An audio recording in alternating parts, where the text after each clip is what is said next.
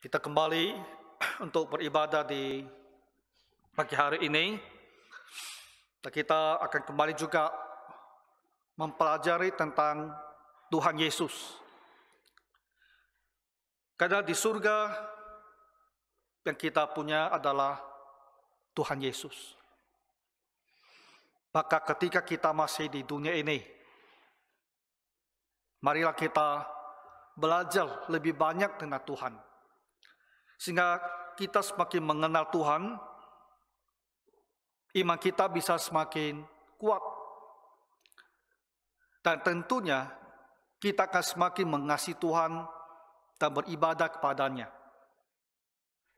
Dan kita juga akan mendapatkan dari Tuhan hidup yang berarti, penuh dengan damai, penuh dengan sukacita. Karena hidup kita berjalan bersama dengan Tuhan kita. Itu adalah berkat yang terbesar bagi kita di dalam dunia ini. Dalam bacaan kita hari ini ada hal-hal yang menarik yang bisa kita pelajari tentang Tuhan. Di saat ini Tuhan Yesus membawa ketiga orang muridnya, Yohanes, Petrus, dan Yakobus. Dan mereka naik ke sebuah gunung yang tinggi untuk berdoa. Alkitab memang tidak mencatat apa nama gunung ini. Tapi gunung yang paling tinggi di Israel itu ada Gunung Hermon. Jadi daerah utara di Galilea. Dia ada kemungkinan mereka berada di gunung ini. Nah, Bapak Ibu, Tuhan Yesus memberikan kita satu gambaran tentang kemuliaannya. Kita selalu membaca tentang Tuhan Yesus sebagai seorang manusia. Dia memang benar adalah manusia yang sempurna. Sama seperti kita, manusia yang sempurna. Hanya dia tidak ada dosanya. Kita melihat dia lahir sebagai seorang bayi. Kita melihat dia bekerja sebagai seorang manusia. Dan hati pikiran kita cenderung melihat dia itu sebagai seorang manusia biasa.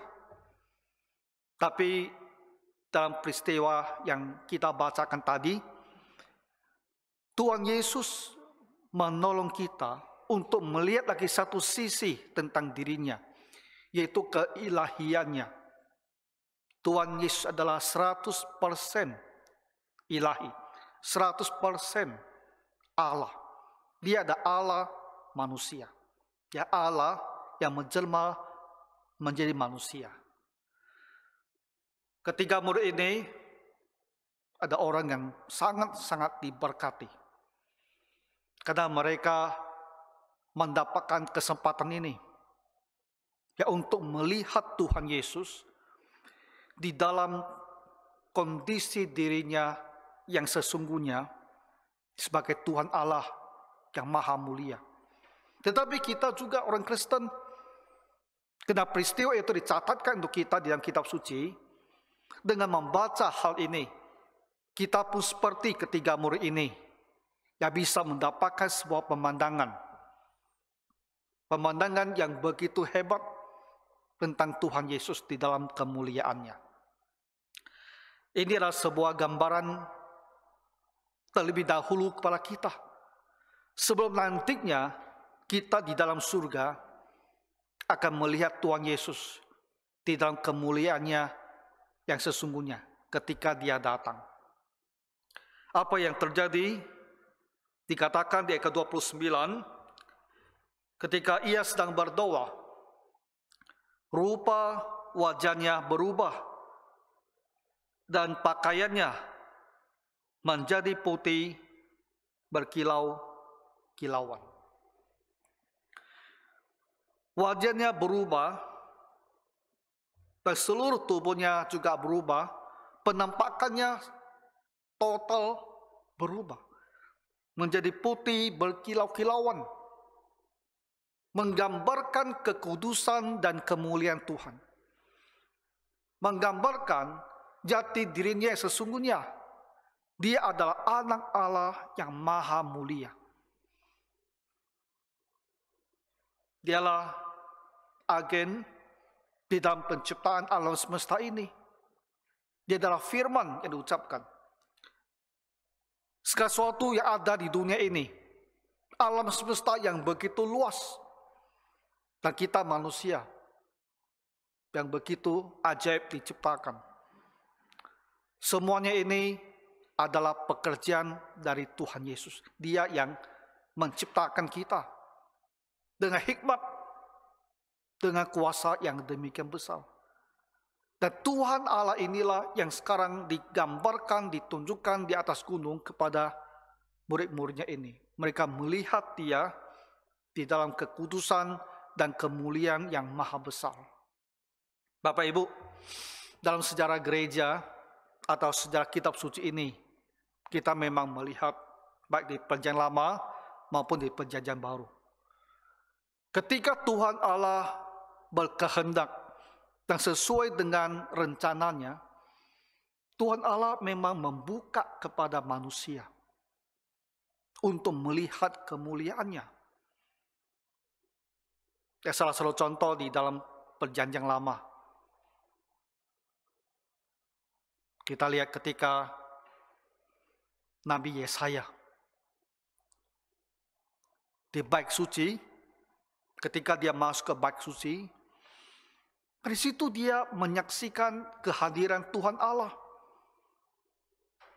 Juga digambarkan ya di dalam kemuliaan yang besar, sehingga dia merasa sebagai seorang manusia, walaupun dia adalah seorang nabi, seorang manusia yang tidak patut, tidak layak ya untuk berada di depan Tuhan. Ada waktunya Tuhan menunjukkan kepada kita manusia tentang kemuliaannya yang sedemikian besar. Kalau kita lihat lebih lanjut lagi, kita sampai kepada Nabi Daniel. Bapak Ibu, kalau kita baca kitab tersebut, dia Daniel, dia berada di negeri orang Persia. Tapi dunia ini adalah ciptaan Tuhan. Dunia ini adalah milik Tuhan. Di negeri asing di Persia, di tepi sungai Tigris itu, Tuhan juga menunjukkan dirinya kepada Nabi Daniel. Alkitab mencatat ketika Daniel melihatnya, dia terjatuh seperti orang mati. Karena kemuliaan Tuhan yang demikian besar, kita manusia tak kuat untuk memandangnya. Ketakutan ya, ketika kita menyaksikan kemuliaan Allah yang maha besar ini. Sama seperti juga di kitab Wahyu di Perjanjian Baru. Apa yang kita baca tentang Rasul Yohanes. Ketika dia menyaksikan Tuhan Yesus di dalam kemuliaannya, dia juga tersungkur seperti orang yang mati. Di dalam ketakutan, tergoncang sekali. Ketika melihat Allah yang begitu mulia, yang maha besar seperti itu. Kita manusia, karena kita tidak mengerti betapa mulianya, besarnya Tuhan Allah, maka kita tidak menganggap penting Tuhan Allah itu. Dunia kita ada yang tidak percaya pada Tuhan, kita sebut mereka sebagai ateis. Orang yang menyangkal bahwa Tuhan Allah ada.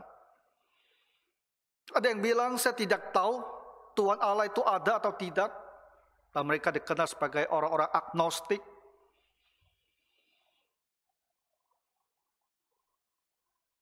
Karena tidak mempunyai pengetahuan atau menolak pengetahuan tentang Allah. Menolak pengetahuan tentang Allah yang maha mulia.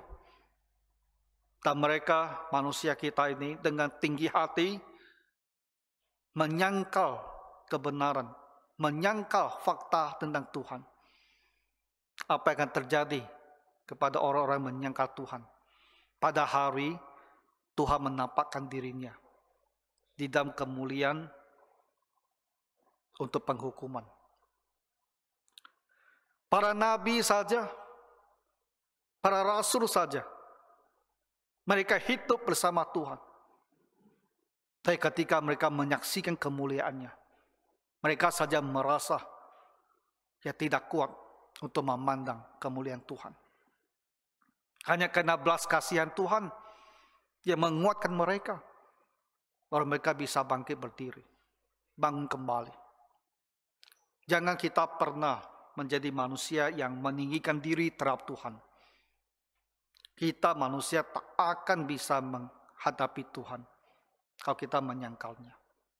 Nah, bagi kita orang Kristen ada isu yang berbeda.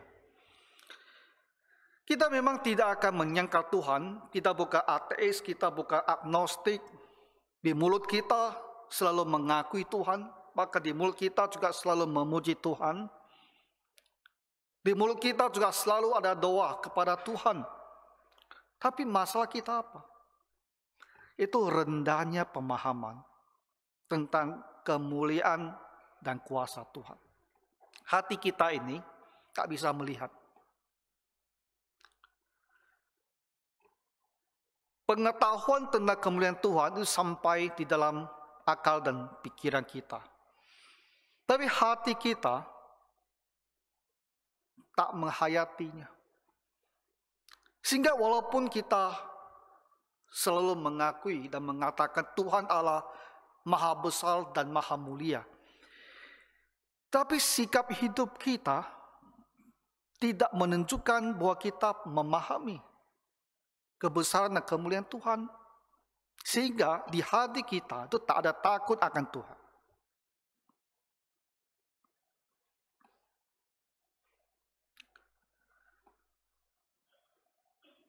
Betul atau tidak? Tak ada takut akan Tuhan.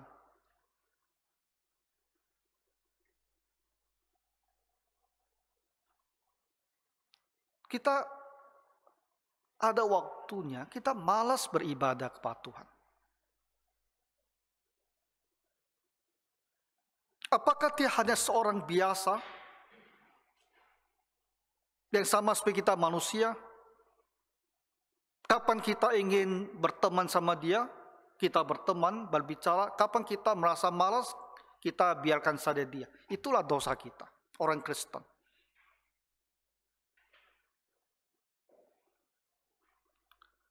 Karena kita tak melihat, tak menghayati kemuliaannya. Kita bisa membaca, kita bisa mendengar, tapi tidak turun ke hati. Tak ada takut akan Tuhan. Kita harus berdoa supaya Roh Kudus yang Tuhan telah berikan kepada kita, Roh Kudus yang tinggal di hati kita ini, dia akan bekerja membuka hati pikiran kita, sehingga secara pelan-lahan, secara bertahap kita bertumbuh dan lebih memahami bahwa Tuhan Allah sesungguhnya ada Maha Mulia, dan muncullah kegentaran di hati kita, ya. Bukan karena disuruh-suruh, tapi dari kita sendiri itu muncul ketakutan. Ada rasa bahwa dia ada begitu tinggi, begitu mulia, dan kita dengan sendirinya merasa harus sujud menyembah kepadanya dan beribadah kepadanya. Harusnya muncul, ya, kita harus berdoa supaya muncul rasa demikian di dalam hati kita. Jadi ketiga murid ini, mereka dibawa dan mereka melihatnya, menyaksikan Tuhan Yesus di dalam kemuliaan. Dan kita berdoa supaya melalui firman Tuhan, melalui catatan dari pengalaman para rasul, para nabi yang telah menyaksikan Tuhan dan kemuliaannya, kita pun belajar. Dari hati kita juga muncul, ya, rasa hormat, takut akan Tuhan, karena Dia sungguh adalah Maha Besar. Suatu waktu nanti ketika dunia ini akan berakhir, ketika Tuhan Yesus datang kembali, kita akan menyaksikan Dia di dalam kemuliaan yang besar. Dan selama-lamanya kita akan tahu menghadapi kemuliaan Tuhan yang sedemikian besar. Tapi kita melihatnya sebagai juru selamat kita, dan kita adalah anak-anaknya. Tidak ada takut dalam arti seolah-olah Dia akan menghukum kita, itu tidak ada. Tapi di waktu itu dalam pemandangan sedemikian besar, tiap hari bersama kita, maka di hati kita sungguh-sungguh sempurna ya rasa hormat dan takut kepadanya. Hati yang sepenuhnya akan memuliakan dan meninggikan Dia. Pada waktunya itu akan terjadi. Tapi Tuhan berkenan kepada kita manusia.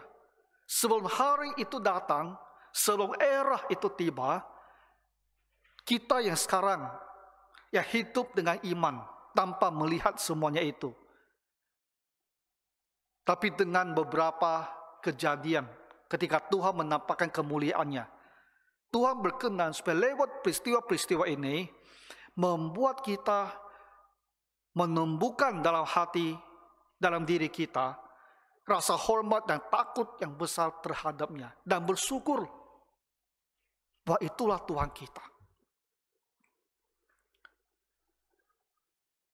Para ateis, para agnostik, para orang-orang yang menolak Tuhan, mereka akan melihat Dia dalam ketakutan akan hukuman. Tapi kita akan memandangnya dengan rasa syukur. Inilah Tuhan Allah kita. Kita ketika datang kepada Tuhan Yesus, kita telah datang di jalan yang benar.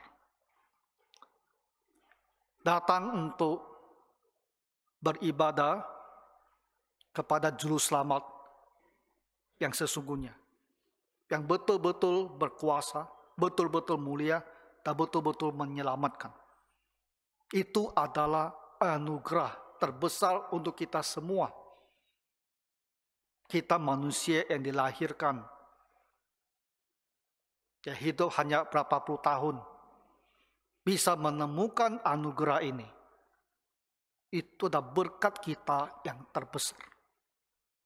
Jadi bersyukur bahwa kita telah bertemu, diselamatkan oleh Tuhan Yesus.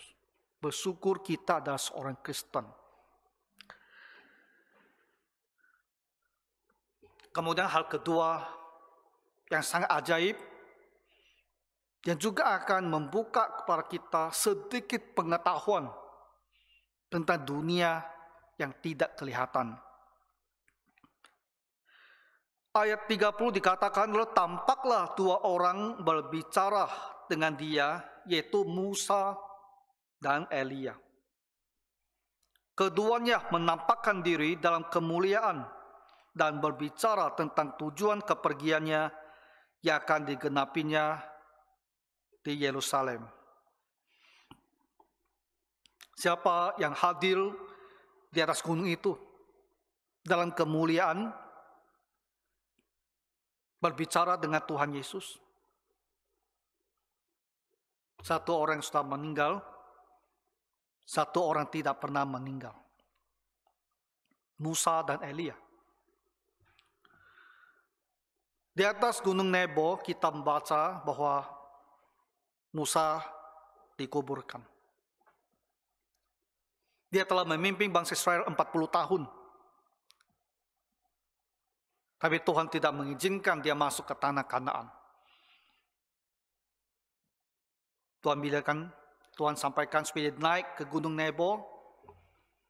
Dari gunung Nebo yang tinggi itu biar dia melihat ke seberang sungai Yordan dan memandang ke negeri yang Tuhan akan berikan kepada bangsa Israel. Dan bila itu menjadi bahagian dia, dia tidak akan masuk karena satu dosa dia. Tuhan tidak izinkan dia masuk. Tapi dia bisa melihatnya. Kemudian dia mati di atas gunung Nebo. Tak ada orang tahu di mana dia dikuburkan. karena dia naik sendiri. Jadi dia ada seorang yang telah meninggal dunia. Yang tinggal hanyalah rohnya. Dan rohnya pergi kepada Tuhan di surga. Tapi dia hadir di atas gunung itu. Dan dia berbicara kepada Tuhan Yesus. Elia adalah seorang nabi dengan banyak mukjizatnya. Dan kita membaca bahwa dengan kereta kuda di dalam api, Tuhan mengangkat dia ke surga. Dia tak pernah mengalami kematian. Hidup-hidup di dalam jasad, dalam tubuhnya, dia diangkat naik ke surga. Dan di atas gunung Hermon, kita lihat dia datang dan berbicara kepada Tuhan Yesus. Kita kadang-kadang berpikir, bagaimana dunia orang mati itu? Atau bagaimana kondisi mereka yang pergi ke surga? Alkitab memang tidak banyak memberikan pengetahuan tentang hal ini. Tapi kita orang Kristen tertarik. Karena kita tahu suatu waktu kita pun akan ke sana. Kita akan mati. Roh kita akan pergi ke surga. Bagaimana keadaan kita di sana? Nah, di dalam kitab suci tidak banyak pengetahuan tentang hal itu. Tapi ada hal-hal tertentu yang Tuhan ungkapkan. Dan kita mencoba dari sejumlah pengetahuan yang kita peroleh untuk menangkap bagaimana kira-kira keadaan kita ketika kita meninggal, ketika kita telah pergi ke surga. Nah, saudara-saudara lihat, Musa setelah dia mati, bukankah yang ada padanya adalah rohnya? Roh yang tak punya wujud, roh yang tidak kelihatan. Karena tubuhnya jelas dimakamkan, rohnya saja tinggal. Tetapi kenapa di gunung ini dia bisa tiba-tiba hadir dan kelihatannya dia punya tubuh gitu. Karena ketika murid itu bisa melihat dia sebagai seorang dalam bentuk tubuh, punya jasmaninya. Dan memandang dia berbicara dengan Tuhan Yesus. Ada hal yang sangat misterius tentang orang yang sudah meninggal, yang dalam roh, yang pergi ke surga. Setidaknya yang bisa kita ketahui adalah Tuhan Allah begitu berkuasa. Dia menciptakan segala sesuatu yang kita tahu ini hanya dengan berkata, kan? Segala sesuatu tidak ada, dengan mengucapkan saja semuanya tercipta. Alam semesta materi ini semua tercipta lewat perkataannya, lewat kuasa Tuhan. Jadi kita melihat bahwa setidaknya ya, dunia roh itu, mereka yang telah meninggal yang dalam bentuk roh, apabila Tuhan berkehendak, roh ini bisa mendapatkan sebuah tubuh sebelum nantinya mendapatkan kebangkitan kembali. Sebelum sampai kepada masa kebangkitan orang percaya. Kelihatannya kalau Tuhan Allah berkehendak, roh manusia itu bisa diberikan tubuh jasmani, mungkin sifatnya sementara. Itu yang kita lihat. Ya. Musa yang sudah mati, yang sebetulnya eksis atau berada sebagai roh yang tak kelihatan, diberikan tubuh. Dan dia bisa berkata-kata dan hadir dan berbicara pada Tuhan Yesus. Ini hal pertama yang kita menyaksikan. Kalau kita bandingkan lagi dengan dunia malaikat, malaikat adalah roh. Malaikat tidak punya jasad, tidak punya tubuh. Dan kita memang melihat ketika Tuhan Allah berkehendak, Tuhan Allah bisa memberikan tubuh kepada malaikat-malaikat ini. Dan mereka muncul, mempunyai tubuh. Bahkan pada masa yang sangat awal sekali, masa Abraham, para leluhur, kita baca 3 orang datang kepada Abraham, dan mereka membicarakan tentang hukuman atas Sodom dan Gomora. Dan di situ akhirnya diketahui mereka itu adalah malaikat, tapi mereka diberikan tubuh sehingga bisa berbicara, bahkan makan bersama dengan Abraham. Nah, di dalam perjanjian baru kita juga melihat ya ketika malaikat datang dan berbicara kepada bapaknya Yohanes Pembaptis, lalu berbicara kepada Maria, hal yang sama juga terjadi. Yang datang adalah roh, tapi mereka datang dengan tubuh. Nah, jadi dari hal-hal seperti ini, kita menarik satu kesimpulan, setidaknya apabila Tuhan berkehendak ya, roh-roh, apakah itu roh manusia atau roh malaikat ada di surga itu, bisa diberikan tubuh. Jadi muncullah satu pertanyaan.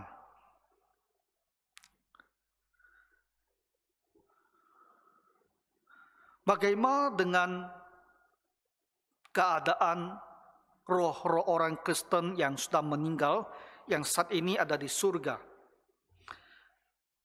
Apakah roh-roh orang Kristen ini yang telah disempurnakan menurut kitab Ibrani berada di surga itu hanya dalam bentuk roh saja, atau ada kemungkinan lebih daripada itu? Di Wahyu kita membaca bahwa roh-roh mereka yang ada di surga, yang mati, dibunuh oleh Antikristus, mereka berbicara kepada Tuhan Allah. Kapan Tuhan Allah akan membalas kematian mereka? Apakah itu adalah sebuah gambaran simbolis saja? Atau apa yang dilihat oleh Yohanes itu adalah gambaran yang nyata, yang sesungguhnya? Nah, jadi kita juga mempertimbangkan sebuah kemungkinan, menyadari bahwa ada kejadian-kejadian di mana baik roh malaikat maupun roh manusia itu diberikan tubuh sementara, bukan tubuh kebangkitan nantinya. Apakah ada kemungkinan bahwa kita pada saat kita mati, kita juga diberikan tubuh sementara di surga itu? Karena kita melihat bahwa surga adalah sebuah tempat bersifat rohani, tapi juga bersifat jasmani. Kamu harus ingat, bukankah Henok yang di kitab Kejadian itu juga terangkat hidup-hidup ke surga? Jadi manusia yang bernama Henok, dalam tubuhnya ini, dia diangkat ke surga. Jadi tubuh ini pergi ke surga, tidak dalam bentuk rohnya, tapi dengan tubuh jasmaninya. Dan itu mengindikasikan surga bersifat fisikal. Surga itu bersifat jasmani juga, selain rohani. Kemudian Elia juga. Elia yang juga punya tubuh jasmani, dia juga terangkat ke surga. Dan kita juga ingat Tuhan Yesus yang naik ke surga, ada Tuhan Yesus yang telah bangkit. Dia mempunyai tubuh jasmani. Jadi contoh-contoh seperti ini memberikan kita sebuah petunjuk bahwa surga itu adalah sebuah tempat di mana materi, jasmani itu juga berada.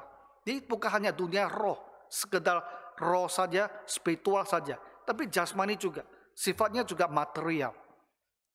Nah, jadi pertimbangan terbingkai ini menjadi memberikan kita sebuah pemikiran, apakah mungkin bahwa di surga kita orang-orang Kristen telah mati diberikan tubuh yang sifatnya sementara sampai nantinya kita dibangkitkan kembali pada saat kedatangan Tuhan. Nah, Bapak Ibu,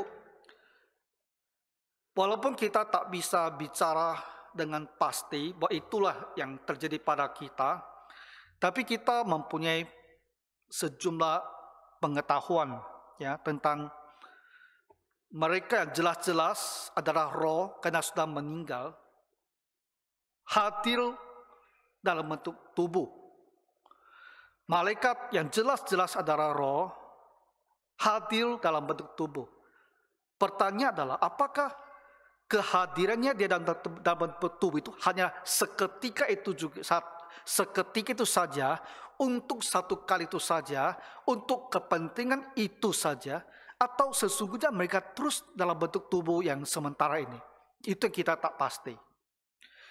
Jadi kalau umpamanya kehadiran mereka dalam tubuh sementara itu menunjukkan kondisi mereka yang permanen di surga, maka kita nantinya akan mempunyai tubuh sementara di surga.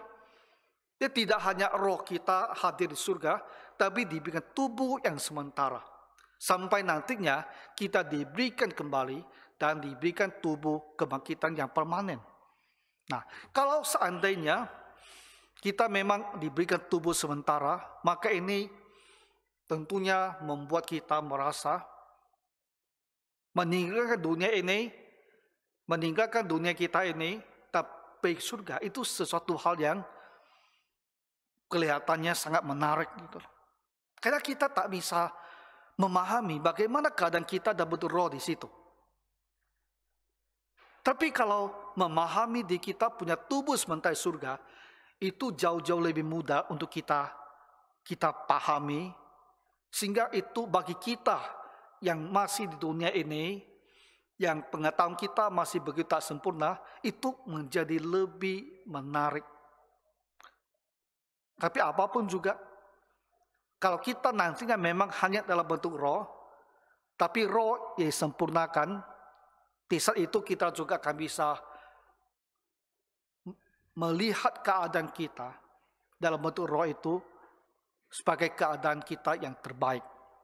Nah, jadi ini ada satu hal yang kita lihat dan sedikit informasi yang mungkin bisa kita pikirkan. Tapi apakah kita nanti punya tubuh sementara atau kita berada hanya dalam roh, itu tidak banyak masalah sama kita. Karena yang terpenting adalah kita ada di surga. Kita bukan di tempat hukuman di neraka. Kita ada di surga. Nah, jadi betapa baiknya ya pengharapan yang menunggu kita semua orang Kristen. Dan kiranya hal ini juga membuat kita ingin ya menjadi seorang Kristen yang sungguh-sungguh. Setiap hari kita mau hidup ikut Tuhan Yesus, beribadah kepadanya dengan sungguh-sungguh. Mematuhi Tuhan dengan sungguh-sungguh. Menginjil, bekerja bagi Tuhan dengan sungguh-sungguh. Karena kita mempunyai anugerah yang sedemikian besar. Pengharapan kita di depan itu adalah begitu indah. Apalagi yang kita lihat di sini, ketika Petrus, Yohanes, dan Yakobus melihat Tuhan Yesus, Musa, dan Elia. Firman Tuhan bilang apa? Mereka merasa begitu bahagia. Guru, betapa bahagianya kami berada di tempat ini. Yesus dalam kemuliaannya, Musa, Elia dalam kemuliaannya. Musa adalah bapak bangsa mereka, Elia nabi besar mereka. Petrus, Yakobus, dan Yohanes merasa bersama dengan tiga orang ini di dalam kemuliaan mereka, menyaksikan kemuliaan mereka. Keberadaan di tengah-tengah mereka itu adalah hal yang paling baik, hal yang paling bahagia. Dan mereka tak mau pergi dari situ. Mereka ingin keadaan ini berlanjut terus-menerus. Sehingga mereka sarankan kita buat 3 tenda. Buat tenda itu punya makna apa? Supaya mereka tinggal di situ. Mereka tak mau turun gunung. Supaya ketiga orang ini tetap ada bersama di situ. Dan mereka juga hadir bersama-sama di situ. Dalam hal yang begitu mulia, mereka merasakan kebahagiaan yang sempurna.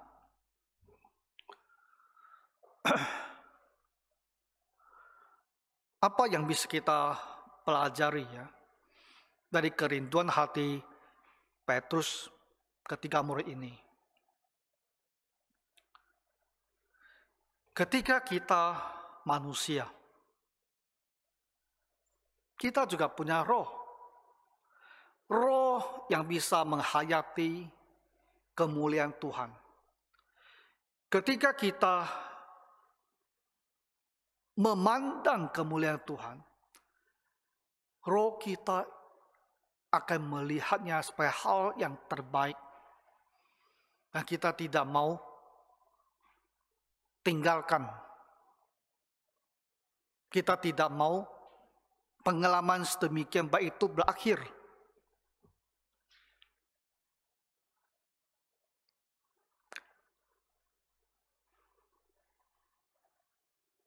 Apa artinya ini bagi kita?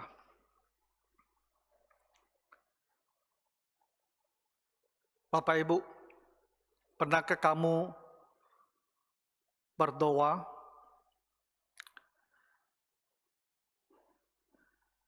dan setelah berdoa kamu merasa waktu saya berdoa tadi adalah hal yang begitu baik, begitu indah, dan begitu merasa senang tadi telah berdoa begitu sungguh-sungguh kepada Tuhan? Ada waktunya kita memuji Tuhan. Ada lagu-lagu yang kita merasa musik maupun syairnya begitu tepat sesuai dengan suasana di hati kita. Dan ayat-ayat itu kita nyanyikan betul-betul dengan perasaan, inilah kata-kata saya kepada Tuhan. Kata-kata itu tidak lagi hanya kata-kata daripada sebuah lagu, tapi kata-kata ini adalah ungkapan hati saya. Inilah yang mau saya katakan kepada Tuhan, dan saya nyanyikan itu. Dan pengalaman menyanyi seperti itu, kita rasakan itu begitu berarti dan begitu indah sekali. Dan begitu rohani, begitu baik. Ada waktunya kita membaca firman Tuhan. Dan di tengah-tengah ayat yang kita baca ada 1-2 ayat yang kita bisa terapkan ke dalam hidup kita. Ayat itu berbicara kepada kita. Ayat itu meneguhkan iman kita. Ayat itu membangkitkan pengharapan kita. Ayat itu membangkitkan semangat kita. Ayat itu mendorong kita untuk beribadah, mendorong kita untuk berbakti, mendorong kita untuk melayani. Dan kita merasa pembacaan dan renungan ayat ini adalah suatu pengalaman yang sedemikian bernilai, begitu indah bagi saya.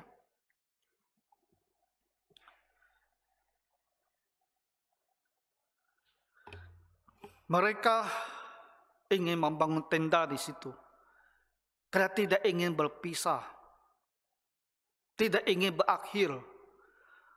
Masa-masa yang begitu rohani, begitu indah yang mereka alami bersama Tuhan Yesus, Musa dan Elia di situ. Waktu mereka bersama Yesus 3,5 tahun, di dalam banyak kesibukan pelayanan, di dalam banyak bergerak dari tempat ke tempat. Tapi waktu di gunung ini, bagi mereka dirasakan begitu istimewa. Dan tidak mau mereka tinggalkan. Nah, saudara-saudara, kita tentu tidak mempunyai waktu dan pengalaman seperti ketiga murid ini di atas Gunung Hermon. Tapi kita juga bisa mengalami waktu-waktu yang begitu berarti, yang rohani, yang spiritual, ketika kita beribadah kepada Tuhan di dalam kesungguhan hati, dalam puji-pujian, dalam merenungkan firman, di dalam berdoa. Ketika hati kita sepenuhnya ada di situ, waktu itu menjadi begitu berarti. Kita harusnya merindukan saat-saat demikian. Dan karena kita mempunyai tugas dan tanggung jawab, ada hal-hal kita kerjakan. Kita tidak bisa selamanya, seterusnya, sepanjang hari. Tapi kita selalu ingin kembali ke waktu seperti ini.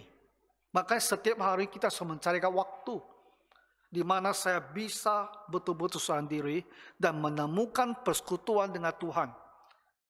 Yang saya rasakan itu adalah indah dan betul-betul membawa diri saya begitu dekat kepada Tuhan.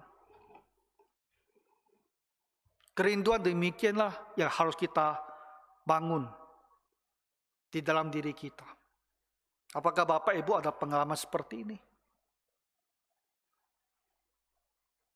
Itu adalah pengalaman yang apabila sudah kamu alami, kamu akan mencarinya lagi. Seperti ketiga murid ini, mereka tak mau turun gunung. Jadi kalau kita merasa sudah lama saya tidak mempunyai kehidupan rohani yang sedemikian indah, kita harus mencarinya lagi. Ya. Carilah waktu itu dan bersungguh-sungguh, dan kamu akan menemukannya kembali. Dan apabila kita sudah temukan, kita akan menginginkannya. Setiap hari kita akan mencarinya. Waktu bersama Tuhan. Dan apabila kita menemukannya, mengalaminya setiap hari, iman kita akan terus bertumbuh tinggi. Dan banyak hal akan berubah di dalam cara pandang hidup kita.